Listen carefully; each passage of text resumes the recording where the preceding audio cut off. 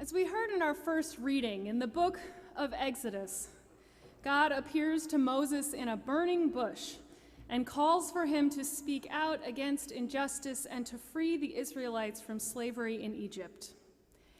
Instead of saying, "Yes, my God, of course," he has his doubts.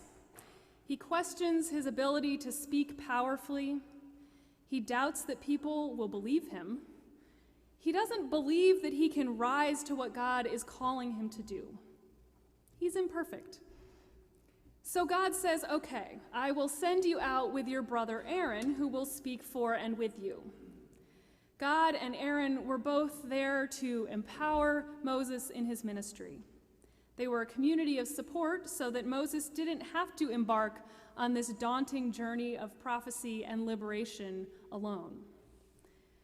Moses is one of the most central prophets in the Hebrew Bible, having liberated the Israelites from slavery and led them towards the Promised Land.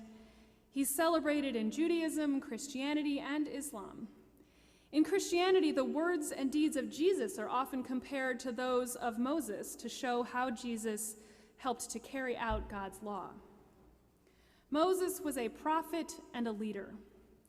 Given his accomplishments and his place in religious traditions, we might even call him saintly. Yet he was a human being, a person with uncertainties and fears and doubts.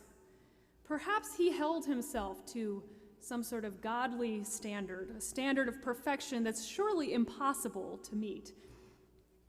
When I read this story in the context of our summer book, Soul of a Citizen by Paul Loeb, it makes me wonder, as whole and imperfect humans, how do we live as engaged citizens in our communities and in our world? And this is what I want to talk about today. The chapter of this week is entitled, "We Don't Have to Be Saints." And I think that Loeb is right, but perhaps we just need to reframe who our saints are. We need to acknowledge the humanity of all whom we consider saints, because truly none of them are perfect. When we hold ourselves to saintly standards of perfection, this holds us back from living our convictions and from speaking and acting when we're called. Our imperfections don't make us any less whole human beings or any less capable of making a difference in the lives of others. I know from my own life and from listening to others, including those of you who come to the Wednesday book study, that there are many reasons that we hang back from community service or getting involved in justice work or even serving this church community. The first is the notion that I'm not good enough. "Truly, I don't know how to speak, for I'm only a boy," replied the biblical prophet Jeremiah when he was called by God. Moses' reply to God was, "Oh, my Lord, I've never been eloquent. I'm slow of speech and slow of tongue." The idea that there's something inherently wrong with us, or that we're too young or too shy, gets in the way of what we can do. Each of us is whole and imperfect, and we are enough. The second is the idea that I'm not ready yet. It's not the right time. I need to know more. Sometimes this takes the form of dwelling in information sharing and social analysis without moving to action. For years, the need to know more kept me from fully participating in class discussions at school. If I wasn't sure I had the right answer or all the information I needed or that I'd thought things through enough, I said nothing. It was actually getting involved as a youth leader at church that helped me to move out of this and helped me to realize that I had something worth saying and sharing. It didn't matter if I wasn't the most well-read or articulate or thoughtful person in the room. It was important to say, to speak. The third is the belief that they, whoever they may be, are better than me.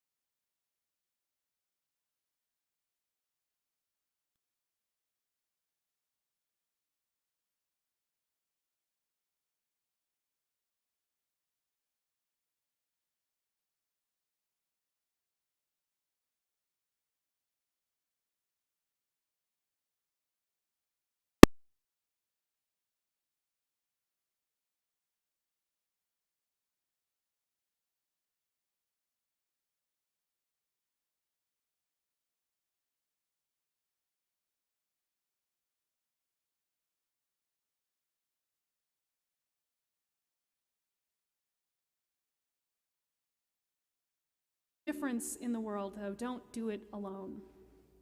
They're trained and supported and encouraged as part of a community. Rosa Parks, for example, was not just a tired woman who decided on her own one day that she was going to refuse to move to the back of the bus. She was trained by the Highlander Center in Tennessee and supported by her local NAACP chapter, and was part of a long-standing community effort to create change. Moses had his brother Aaron and God behind him, with him, giving him strength. We may feel barraged by requests to give, to get involved, to serve, and to feel like we don't have enough energy or resources or hours in the day. Does that sound familiar? But we are not the only ones getting those requests, and it's not all up to us or to me. We give, we share, and we serve how we can, recognizing that we are part of a larger community and world that is also giving, sharing, and serving.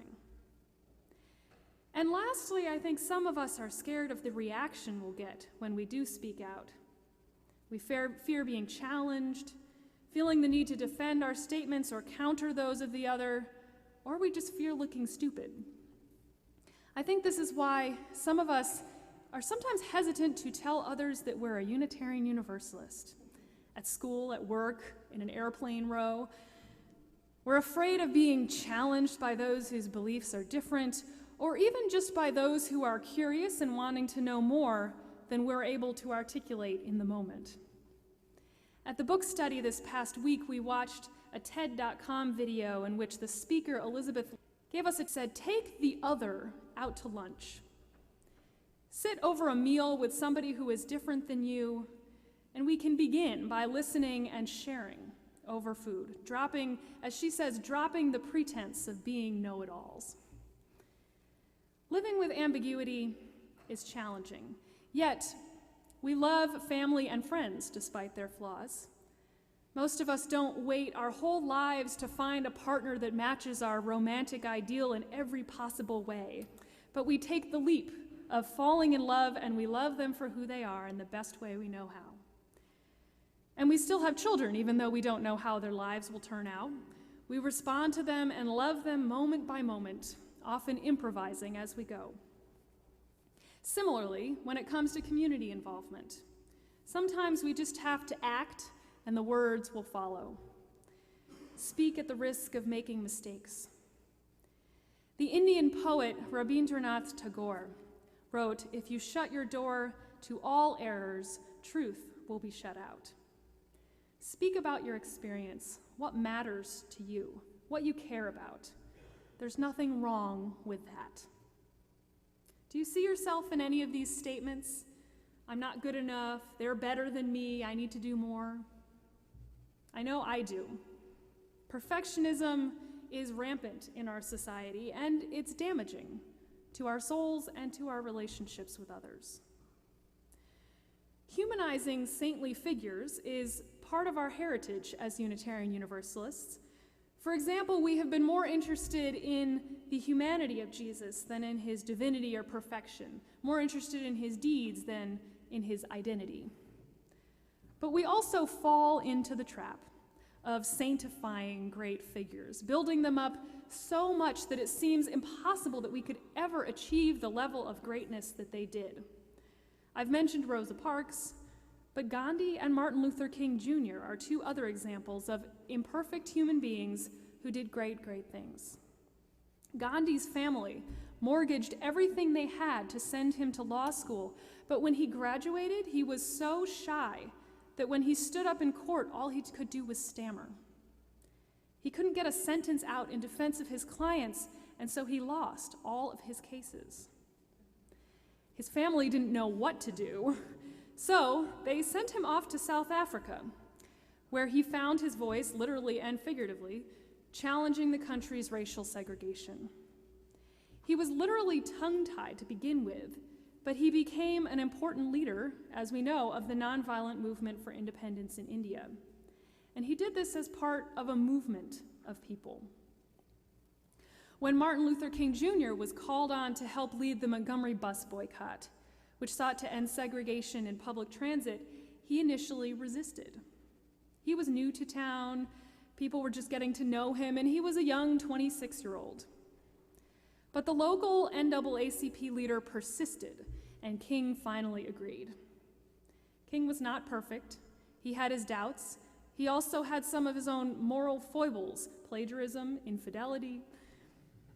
But he was an ordinary human being who made a big difference, again, in community as part of a movement. So who are our saints? They've done saintly things, but they're not necessarily perfect people. As we heard in the reading Aaron shared this morning, our saints are the people who have shaped our lives despite or perhaps because of their imperfections. They're the ones who have witnessed us, asked us what we're doing and why. They comfort us, challenge us, and confront us with what needs doing. Who are your saints? They may be historical figures, teachers, spiritual leaders, a neighborhood activist, or they may be people very close to you, a parent or a family member or a friend. Think about these people, how ordinary, how human they are. Think about your own models and your mentors, people you admire for how they have changed your life and their community. They had their flaws. They worked hard to achieve what they did, but they weren't necessarily larger-than-life figures. We live in and engage with the world. How we live in and engage with the world can begin with how we are here in this church. I imagine that some of you feel or encounter perfectionism here, even in this community. Am I wrong? I think it's the case in every church, regardless of its size, demographics, culture, or location. At the book study, the topic of what it means to be a good UU came up. Some felt that perhaps they weren't living up to the standard of volunteerism that they should be. Or maybe you come here feeling like you need to look or dress a certain way. Or perhaps it's the flowers that you pay attention to and how artfully they're arranged. Or perhaps you're watching the ministers up here to see how seamless worship is. Last week was my first Sunday with you as sabbatical minister. In the first service, I introduced the first hymn, and as soon as the organ began, I motioned for the congregation to stand. But everyone remained seated. I was a little thrown off by this, and then I watched as you rose shortly before the singing began. Aaron leaned over to me afterwards and explained what had happened. Oops, I made a mistake. By the time of the second service, I had learned the way that things work.